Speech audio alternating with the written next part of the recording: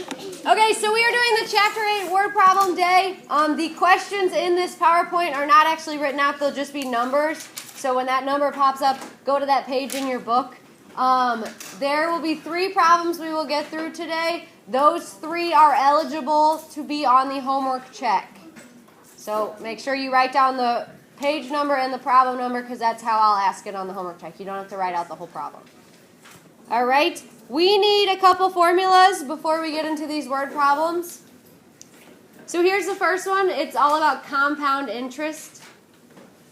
So you guys know when you put money in the bank, you earn interest on it, or when you charge something on a credit card, they charge you interest, right? These are all concepts you've heard of. What? It depends what kind of interest you are calculating. So she said she's done interest before. It wasn't this complicated. There are 2 types: compound interest, simple interest. Simple interest, they just charge you interest one time. So, no, we do compound. Okay, so compound interest, they charge you, they calculate your interest rate multiple times. So they don't just say, what's 10% of what you put in here? Okay, that's your total with interest. They break it up into different periods. So let's say they're going to calculate your interest 4 times a year. So your N would be 4.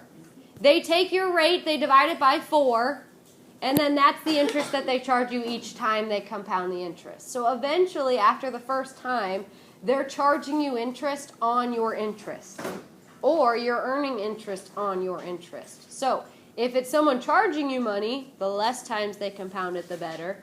But if it's someone giving you money, the more times they do it, the better. Okay?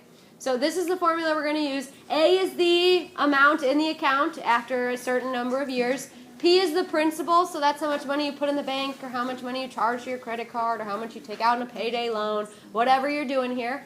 R is the rate as a decimal, so it'll start as a percent. You move the decimal 2 places to the left. That's how it is as a decimal. N is the number of times it's going to compound each year. T is the number of time in years. T is the one that messes people up. So if they say it's in an account for 6 months, T would be 1/2, right? A lot of people, however they give it to you, they just want to keep it as that. T is always in years, though, so make sure you adjust that depending on the problem. Any questions on this first formula?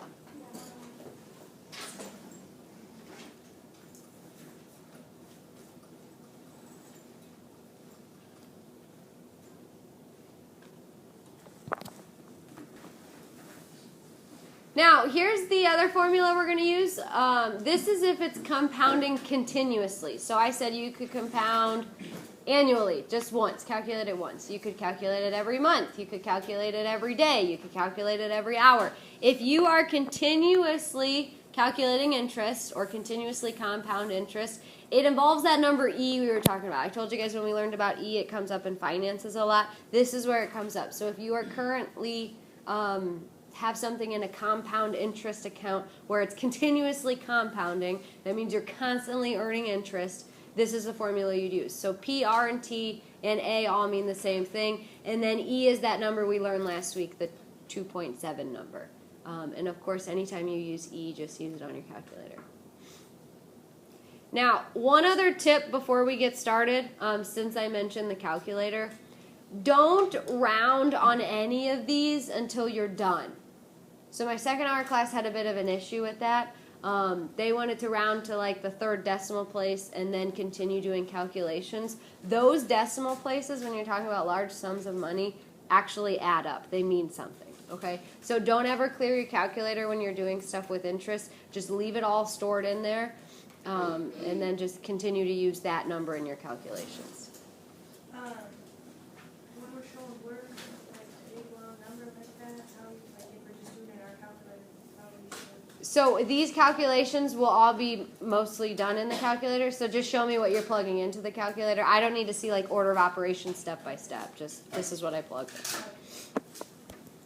Alright, so here's our first one. So let's all open up to 471, problem number 59. If you get there before I do, you can just read it to yourself. Like I said, we're going to try to get through 3. It is a very, very short period in here. So there's a slight chance you'll just finish the last one on your own, but I think we can get to them all.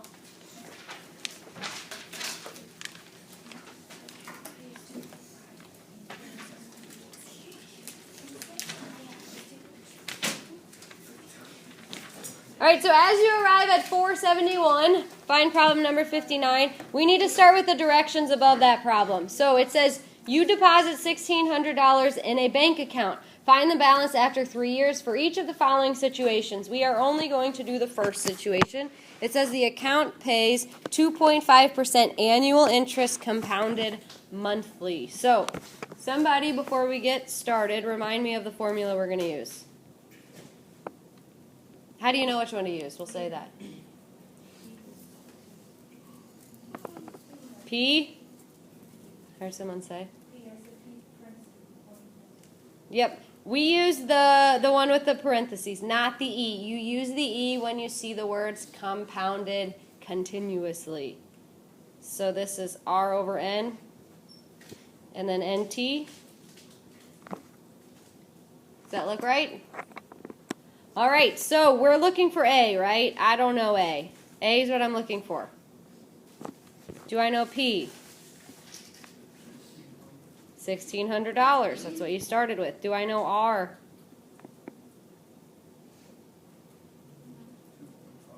$2.5, but I want it as a decimal. So move the decimal over 2 places to the left.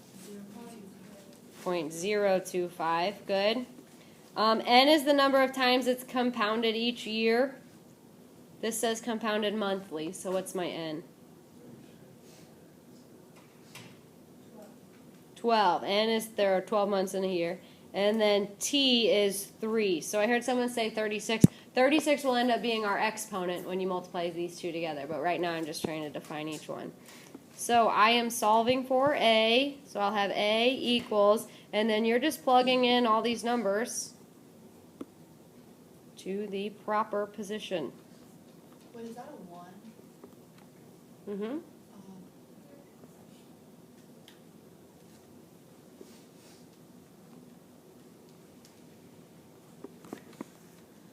Now, depending on which calculator you have, you can just type it in. Some people, it's kind of those ones that I always comment that I don't like. You have to do the parentheses, then take it to the exponent, then multiply it by 1,600. So depending on your version of the calculator, will kind of determine how you enter this. Why isn't it 0.225? Because it's 2.25%. Look in the book again. It's point. Oh, I was looking at something. Anyone have an answer for me? I got 4,921. Wrong. I plugged it all in at one time. So I would try, if you plug it in all at the same at one time and you don't get it right, I would try doing just the parentheses and the exponent and then multiplying that by 1,600. We're trying to find the answer. I got 4,000. No, that's what she said. I got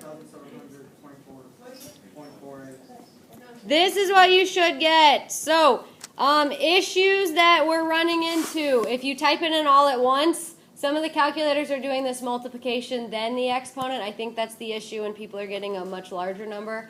The other issues are if you round. So some people will do this step, and then they'll round it, and then they'll add 1. I don't know why you do that. You're just messing yourself up. So if you get an answer close to this, that might be the issue. So double check that. Other issues might just be you typed a number in wrong. But go ahead and take a second and see if you can type it in the proper way to get $1,724.48.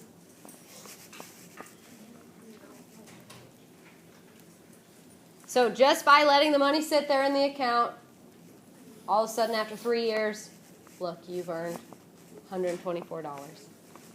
Pretty cool. Any questions? All right, let's check out our next one. So the next one is on the same page. We're just jumping down to number 63. So the directions start out saying you want $2,500 after 2 years. So now you have a goal in mind. At the end of this period, I want this much money. Find the amount you should deposit for each situation. Do you guys have a question? You got a performance test? Okay. Where was I? So find the amount you should deposit for each situation described below. So we're going to do situation number 63. It says the account pays 2% annual interest and it's compounding quarterly. So it's not continuous, so we're not to that E example yet. We have A equals P.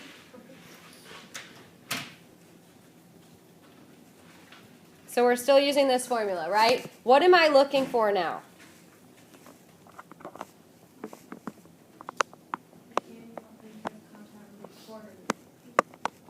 So that's the N. What am I looking for? What's the whole question? Last time I was looking for A. The amount you should deposit. So is that A or P?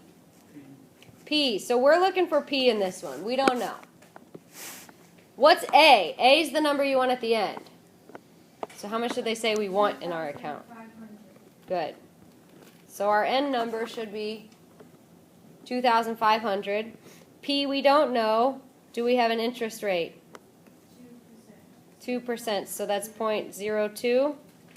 N is the number of times it's compounded a year. We already said quarterly. Quarterly means 4, so 4 times a year. And T is 2 years. So I am just going to plug all this stuff in. So P is going to stay P.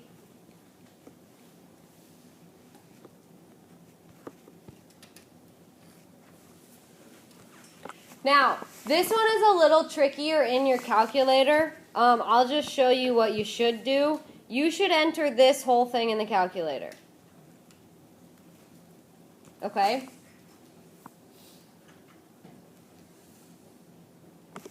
That should give you, and I'm not even going to write it on the board because I don't want to encourage you to round. It'll give you some big long decimal, okay? Some huge number here, right? Everybody getting that big? It's like 1.14 something. Try it again. Okay. I got 1.04. 1.04? Okay. Something like that, right? You want to divide both sides by that number. So I'll just write it out. But remember, you're not rounding it, okay? You're actually dividing both sides by that number. So how can you do it in the calculator without rounding and then or without typing in all those digits again? You would hit 2,500 divided by the ANS button. Do you guys all know how to do ANS? No. It stores your previous answer. So you'd hit 2,500 second, and then it's on most of them under the negative symbol, ANS, and then equal. So you don't have to round. You don't have to type in all those digits again. It has stored the whole thing for you. Are you guys coming up with an answer? 2,402. Very good. Now, in my earlier class today, people were cutting it off and then dividing, and they were ending up with I think about $2 less. So don't let the bank keep your $2. You know, make sure you're getting all your money. Yes. I'm not coming up with more than Okay, I can come check yours. All right. Any additional questions? Everybody coming up with this?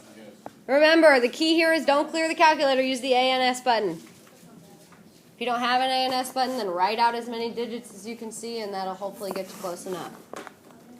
All right, one more that we're going to look at today. 484, number 76.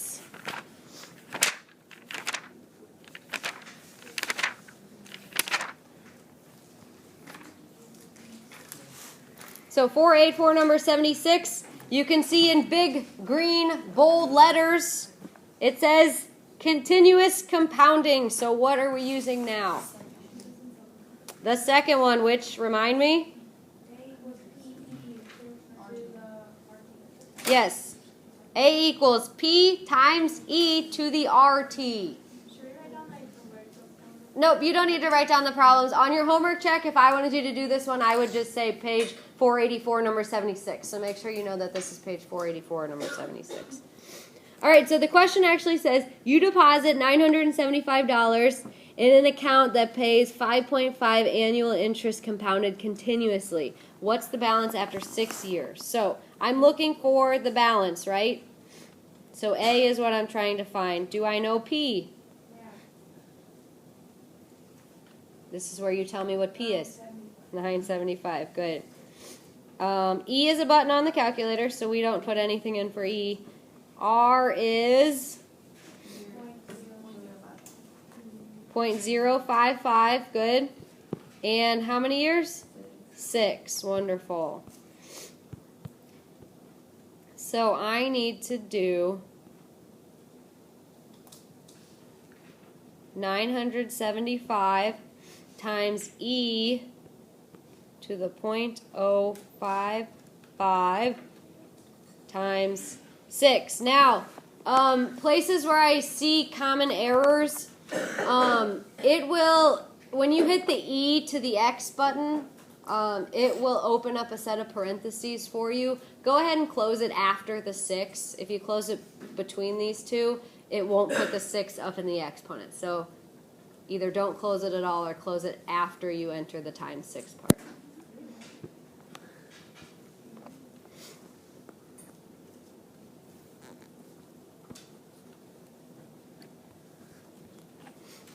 Anyone think they have it?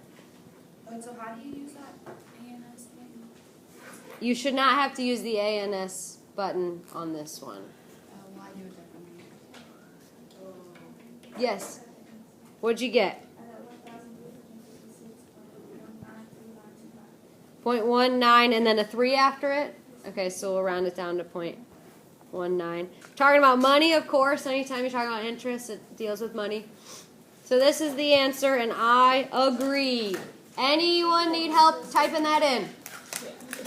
All right, just remember, these 3 are eligible for the homework check, so keep this with your homework. The homework check is a week from today, so stay on top of things.